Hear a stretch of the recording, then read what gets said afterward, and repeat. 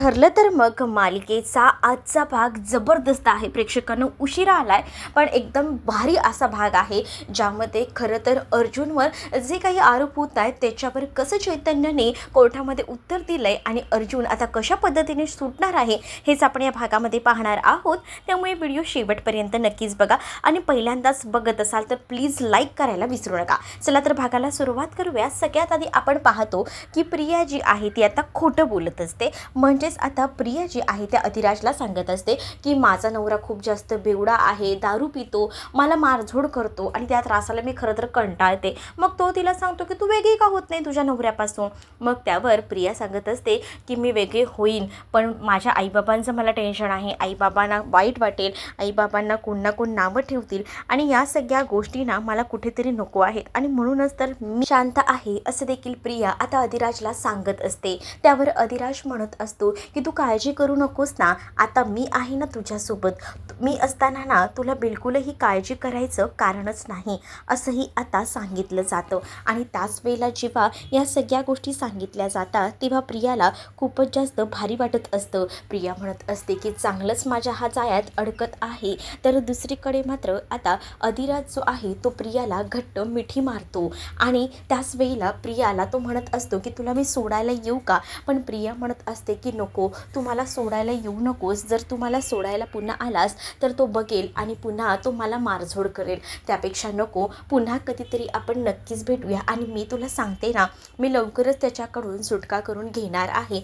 असं देखील आता ती म्हणत असते. जेव्हा आता या सगळ्या गोष्टी ती अधिराजला सांगते तेव्हा ती आता म्हणते की चल मला निघायला हवं आणि असं बोलून आता ती निघालेली असते. त्याच वेळेला अधिराजही आता तिचा पाठलाग करायचं ठरवतो, कारण अधिराजला माहिती आहे की एकदम सराईतपणे ही खोटं बोलते आणि हिचा हात कोणीही पकडू शकत नाही. पण आता ही नेमकी कुठे चालली ना हे अधिराजला बघायचं होतं, कारण अधिराजला संशय आला होता की तिला दुसऱ्या कोणाचा तरी कॉल आला होता.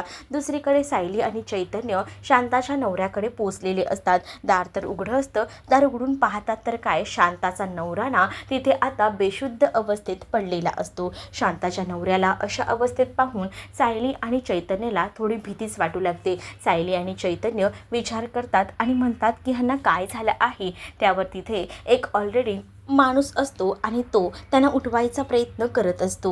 शांताच्या नवऱ्याचं हे नेहमीचंच असतं, दारू प्यायची आणि आता असं लोळत पडायचं, स्वतःची शुद्ध हरपून बसायचं, हे नेहमीचंच त्याचं झालेलं असतं. आणि जेव्हा सायली ह्या अवस्थेत त्याला पाहते तेव्हा ती विचार करते की आत्ताच हे असे बेशुद्ध पडले आहेत तर हे उद्या कसे काय येऊ शकतील आपल्याबरोबर कोर्टामध्ये, आपल्याला तर ह्यांची साक्ष महत्त्वाची आहे असंही सायली बोलत असते. मग चैतन्याला ती म्हणते की आपण यांना पटकन ह्यांना डॉक्टरांकडे घेऊन जाऊया. मग आता त्यांना उचलून ना पटकन डॉक्टरांकडे घेऊन जायचं ठरत असतं. मग आता सायलीला थोडंफार का होईना बरं वाटतं, कारण का ना शांताच्या नवऱ्याला लवकरात लवकर ट्रीटमेंट देण्याची गरज असते. जर तो शुद्धीवर आला तर उद्या तो कोर्टात हजर राहू शकतो आणि काही ना काही बोलू शकतो. म्हणूनच आता त्यांनी पटकन तिकडनं त्या माणसाला घेऊन जायचं ठरवलेलं होतं. दुसरीकडे अधिराज आता प्रियाला बघतो तर प्रिया ही रिक्षामध्ये बसून चाललेली असते. अधिराज आता तिचा पाठलाग करतो. अधिराजला काही झालं तरी सुद्धा आता प्रियाची रिक्षा कुठे चालली आहे ना त्याच दिशेने जायचं असतं. पण प्रियाने रिक्षा इतकी सुसाट पळवलेली असते ना की अधिराज बघत असतो की नेमकी रिक्षा कुठे गेली, पण तोपर्यंत रिक्षा कुठच्या कुठे पुढे निघून गेलेली असते आणि त्यामुळेच ना आता काही गोष्टी कळत नसतात. पण दुसरीकडे मात्र अधिराजच्या डोक्यात मात्र हे शिजत असतं की काहीतरी नक्कीच गडबड आहे, पण ही नक्की कोणाला भेटायला गेली असेल, कुठे गेली असेल हे प्रश्न डोक्यामध्ये फिरत असतात. इकडे मात्र संतोष आता उभा असतो, तर संतोषला उभा असतानाच त्याला कॉल आलेला असतो आणि प्रिया त्याला म्हणत असते की तुला मी सांगितलंय ना इथून आताच्या आता बाहेर जा, लोणावळ्याला जा आणि लोणावळ्याला जाऊन लप, कारण काही झालं ना तरी तू तिथेच लपायला असायला हवास, नाही तर बघ पण माझ्याकडे पैसे नाही आहेत, तुझ्या पैशांची व्यवस्था मी करते पण तिथून आता बिलकुलही हलायचं नाही हे देखील प्रियाने आता त्या संतोषला सांगितलेलं असतं. संतोषला तीवर हेही सांगते की आपण काही पकडले जाणार नाही आहोत, तू काळजी करू नकोस, हेही आता संतोषला ती सांगत असते. मग संतोषही म्हणतो, ठीक आहे मॅडम, मला तेवढे पैसे भेटले ना तर मी जाईन. मग आता ती म्हणते की होईल तुझ्या पैशांचं काम. इकडे आता नवनाथला सुद्धा डॉक्टरांकडनं आणलेलं असतं आणि जेव्हा डॉक्टरांकडनं घेऊन आलं जातं तेव्हा मात्र कुठे आता त्याला बरं वाटत असतं, पण डॉक्टरांनी ना आराम करण्यासाठी म्हणून सांगितलेलं असतं. मग त्यावर आता या सगळ्या काही गोष्टी म्हणजे शांताचा खून झाला आहे आणि त्यामध्ये अर्जुन सुभेदार हा एक नामवंत वकील अडकला आहे, या सगळ्याबद्दल चैतन्य आणि सायली सांगू लागतात. आणि ही गोष्ट जेव्हा आता त्या माणसाला सुद्धा कळते ना तेव्हा तोही म्हणतो की हे खूप जास्त भयानक असं आहे, काही झालं ना तरीसुद्धा काळजी करू नका, मी उद्या त्यांना कोर्टात घेऊन येईन, हे सुद्धा आता त्यानं सांगितलेलं असतं. सायली म्हणते की प्लीज आमच्यासाठी तेवढं करा, प्लीज त्यांना उद्या कोर्टात घेऊन या, असंही आता सायली सांगू लागते. सायलीने त्यांना सांगितल्यावर तेही म्हणतात की तुम्ही काळजी करू नका ताई, मी त्यांना उद्या कोर्टात घेऊन येईन, ते काम माझं. मग तर झालं. सायलीला आता जरा आधार वाटत असतो, जरा बरं वाटत असतं, कारण उद्या कोर्टामध्ये हिअरिंग आहे आणि त्यामध्ये तिला हेच वाटत असतं की अर्जुनच्या बाजूने सगळ्या काही निकाल लागायला हवा, अर्जुनची लवकरात लवकर सुटका व्हायला हवी. दुसरीकडे घरात मात्र आता कल्पनाचं कशातच लक्ष लागत नसतं. तिला काही जेवायलासुद्धा नको असतं, पण तिला जबरदस्ती जेवायला बसवलं जातं. ज्यावेळेला तिला जबरदस्ती जेवायला बसवलं जातं ना तेव्हा मात्र ती आता इकडे तिकडे बघत असते आणि त्याच वेळेला ती म्हणत असते की काय करू, माझं तर मनच लागत नाही आहे, माझं तर आता डोकंच काम करेनासं झालं आहे. म्हणजे ना मला कुठेतरी असं वाटतं की या सगळ्यामध्ये ना की अर्जुन असायला हवा होता, अर्जुन आज नाही आहे ना, त्या सगळ्याचीच मला ना नुसती भीती वाटायला लागली आहे, असंही आता म्हटलं जातं. पण आता अर्जुन जेवला असणार आहे, अर्जुनला डबा घेऊन सायली गेली होती ना, काळजी करू नकोस तू, असं देखील प्रताप, अश्विन आता कल्पनाला बोलून समजावू लागतात. मग आता कल्पना कसं बसं ऐकते, पण कल्पनाने ऐकूनसुद्धा काही हे नसतो, कारण इकडे मात्र आता पाहायला मिळत असतं की कल्पनाच्या फोनवर पूर्णाजींचा कॉल आलेला असतो. पूर्णाजींचा कॉल आल्याबरोबर आता कळत नसतं की काय करावं, कारण पूर्णाजी बाहेर होत्या आणि त्यांना माहीत नव्हतं की अर्जुनला अटक झाली आहे. मग आता फोन उचलला की त्यांना कळणार, पण आपण जर फोन नाही उचलला तरीसुद्धा त्यांना डाऊट येणार, हा प्रश्नसुद्धा होताच. मग आता कल्पना ऑलरेडी रडत होती म्हणून प्रताप यांनी कॉल उचललेला होता आणि पूर्णाजी आता म्हणत असतात की अरे तू कशाला आज कल्पनाचा फोन उचललास, मला तर कल्पनाशीच बोलायचं होतं. तर अस्मितासुद्धा अगदीच हसत हसत बोलायला म्हणून आलेली असते आणि अस्मितासुद्धा आता म्हणत असते की काय झालं आहे, ऑल ओके ना, अगं मला ना अर्जुनची आठवण येत होती, जरा कल्पनाकडे दे ना फोन. कल्पना जी आहे ती मात्र आता किचनमध्ये काम करत आहे असं देखील सांगितलं जातं. पण नक्की इकडे आता म्हटलं जातं की कल्पना किचनमध्ये आहे, पण काय झालं आहे नेमकं मला समजेल का? हो हो सांगते ना, मी तुम्हाला सांगते, मला ना कालपासून खूप जास्त अस्वस्थ वाटत आहे. ओके आहे ना सगळं तिकडे, मला अर्जुनची खूप जास्त आठवण येते.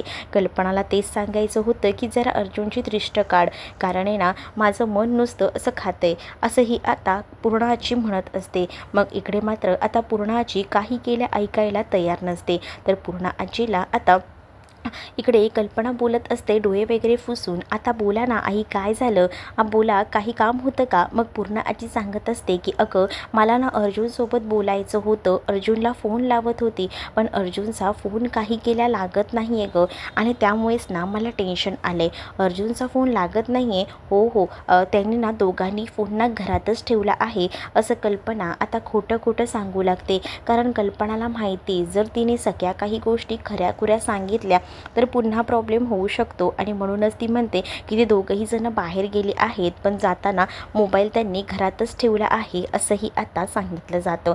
आणि त्याच वेळेला जेव्हा या सगळ्या गोष्टी सांगितल्या जातात तेव्हा पूर्णाजीला ही लोक सगळीजणं खोटं बोलत असतात.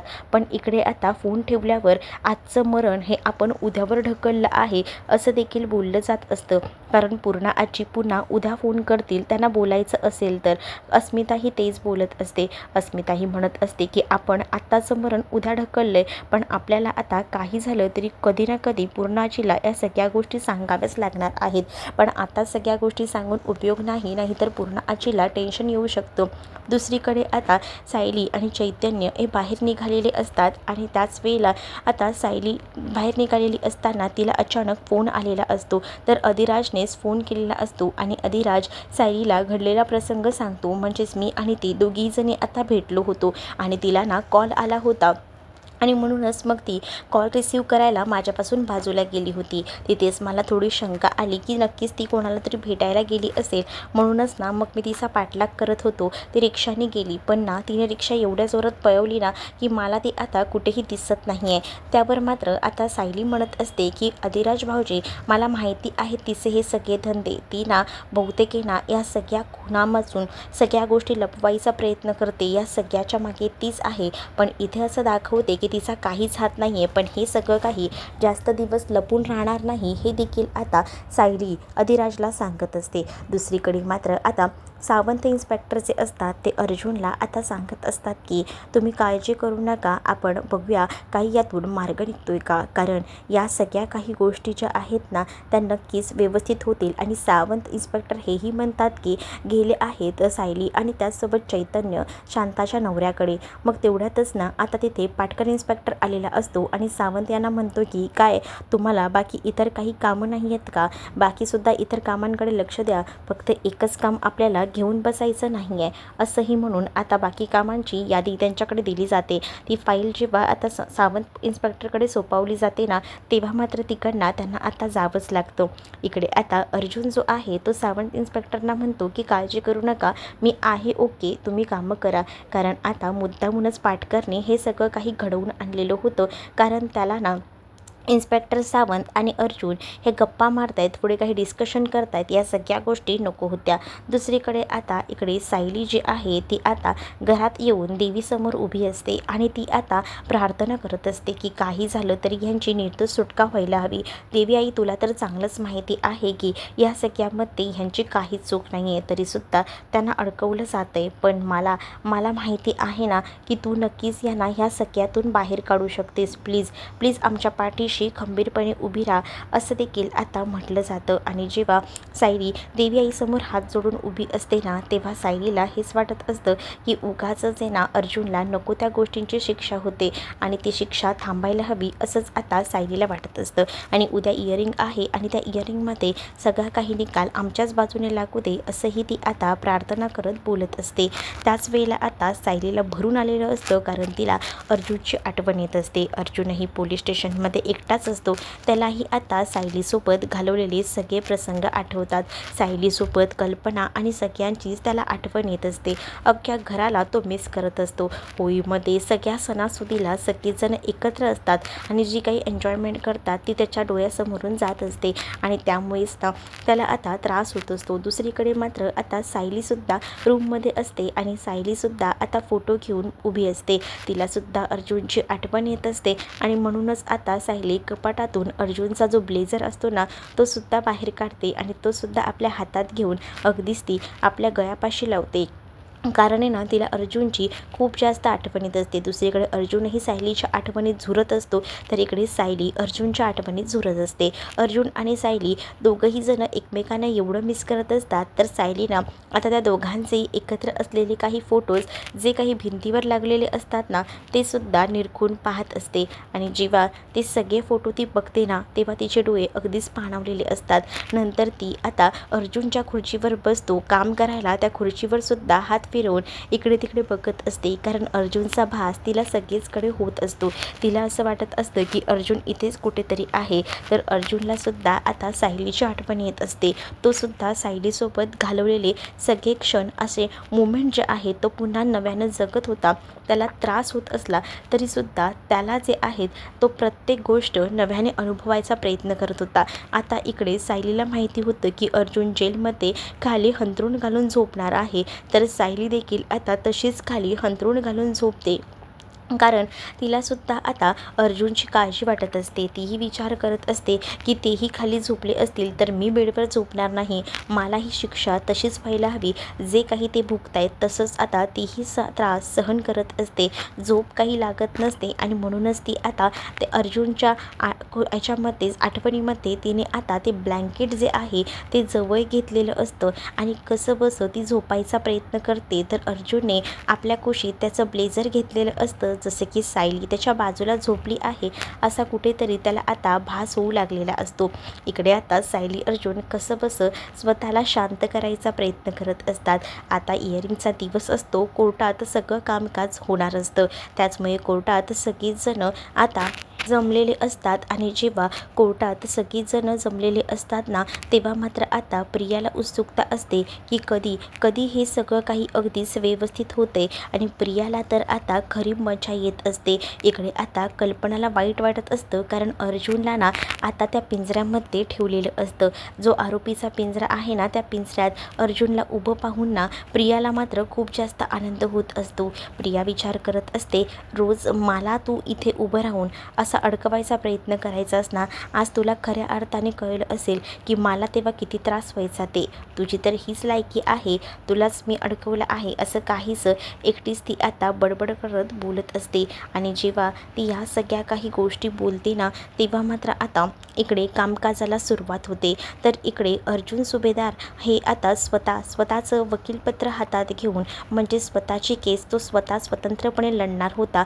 हे आता जे काही कोर्टात फॉर्म सबमिट केला जातो तोच आता चैतन्य करत असतो. मग जेव्हा जज तो पूर्णपणे पेपर वाचतात तेव्हा ते म्हणतात की बघा, जरी तुम्ही स्वतःची केस स्वतः लढणार असाल तर मी तुम्हाला एक गोष्ट सांगतो, जर तुम्ही ही केस स्वतःहून हरलात किंवा जर तुमच्याकडनं या केसमध्ये काही चुका झाल्या तर तुमची कायमची वकिली जाऊ शकते, तुमची सनद हातातून जाऊ शकते, हे देखील आता म्हटलेलं असतं. पण अर्जुनला स्वतःवर पूर्णपणे कॉन्फिडन्स होता. अर्जुनला माहिती होतं की तो कुठेही झालं काही झालं तरी हरणार नाही, तो जिद्दीने उभा राहणार, हे सुद्धा त्याला माहिती होतं. आणि म्हणूनच आता अर्जुन सायलीकडे बघतो आणि सायलीलासुद्धा अर्जुनवर पूर्ण विश्वास होता की अर्जुन या सगळ्या काही गोष्टी करून दाखवेलच. आणि म्हणूनच सायलीसुद्धा अर्जुनच्या बाजूने असते आणि ती त्याला म्हणत असते की मला माहिती आहे तुम्ही हे करून दाखवालच, आणि ती त्याच्याकडे बघून अगदी स्माईल करत असते.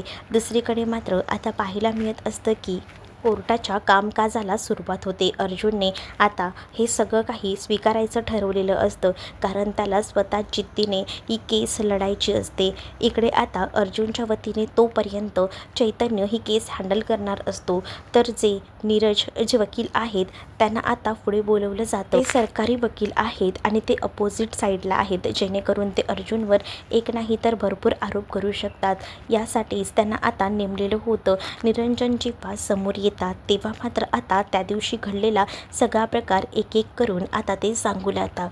ॲडव्होकेट निरंजन प्रभू आता अर्जुनला म्हणत असतात की ॲडव्होकेट अर्जुन सुभेदार हे शांताला पहिल्यापासूनच ओळखायचे आणि शांताला ते पहिल्यापासून ओळखत असल्यामुळे काही दिवसांपूर्वी त्यांनी शांताला एका दुसऱ्या रूममध्ये सुद्धा शिफ्ट केलं होतं. आणि त्यानंतर आता शांताच्या घरी जेव्हा अतिक्रमणाची नोटीस लागली होती तेव्हा या सगळ्या गोष्टी अर्जुनला माहिती होत्या. अर्जुनला कळलं होतं की अतिक्रमणाची नोटीस ही खोटी आहे आणि त्यांनी स्वतःच त्यांना तसं फोन करून सांगितलेलं होतं. मग शांताला स्वतःचं घर वाचवण्यासाठी तिला घरी जायचं होतं आणि त्याचसाठी अर्जुन सुभेदार यांनी त्यांच्यासोबत एका व्यक्तीला घरी पाठवलं. आणि शांता आणि एक अनोळखी व्यक्ती जेव्हा शांताच्या घरी हे पेपर शोधण्यासाठी गेलेले असतानाच तेव्हा शांताचा खून झाला. आणि हा शांताचा खून दुसरं तिसरं कोणी नाही तर अर्जुन सुभेदार यांनी केलेला आहे. आणि सोबतच अर्जुन सुभेदारांनी हा खून केला आणि त्यानंतर त्यांना डेड बॉडीची विल्हेवाट लावायची होती. रात्रीच्या वेळेला त्यांना हे जमलं नाही, म्हणून त्यांनी ती डेड बॉडी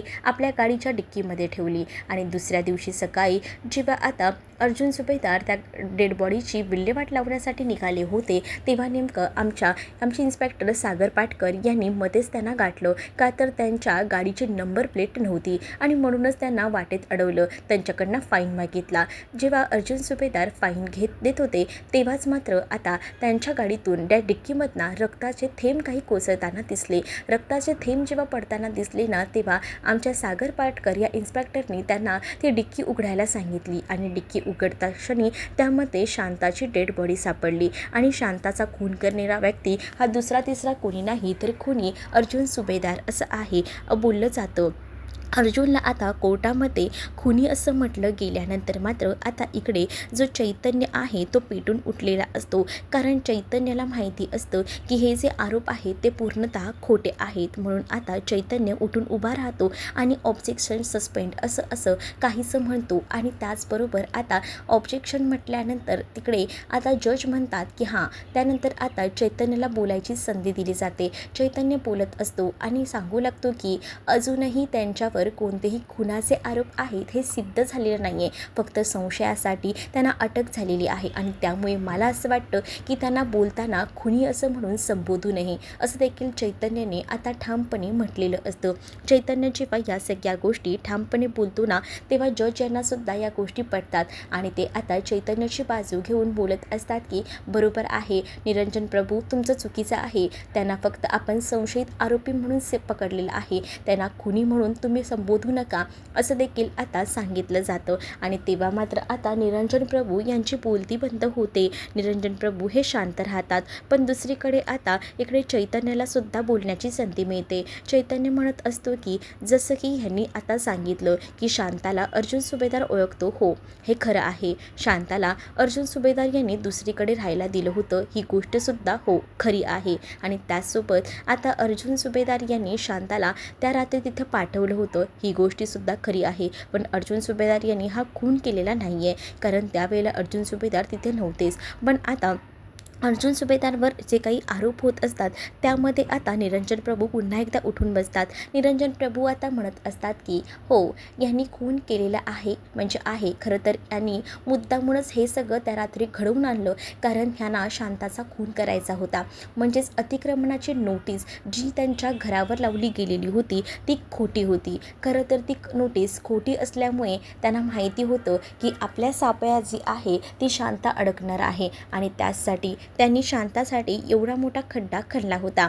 ती नोटीस खोटी होती हे सुद्धा शांताला त्यांनीच फोन करून सांगितलं होतं. नोटीस जेव्हा लागली ही गोष्ट शांताला कळली होती, तेव्हा शांता आपलं घर वाचवण्यासाठी नक्कीच घराच्या बाहेर पडेल हे सुद्धा अर्जुन सुभेदार यांना माहिती होतं. खरं तर मुद्दामून त्यांनी अनोळखी व्यक्तींना त्यांच्यासोबत पाठवलं जेणेकरून कोणाला संशय यायला नकोत. आणि मुळात आहेत ना, अर्जुन सुभेदार यांचेच कॉल रेकॉर्ड्स जे आहेत त्या अनोळखी व्यक्तीसोबत आहेत, कारण अनोळखी व्यक्तीचे सगळे कॉल रेकॉर्ड्स आमच्या हाती लागलेले आहेत आणि काही मेसेजेससुद्धा.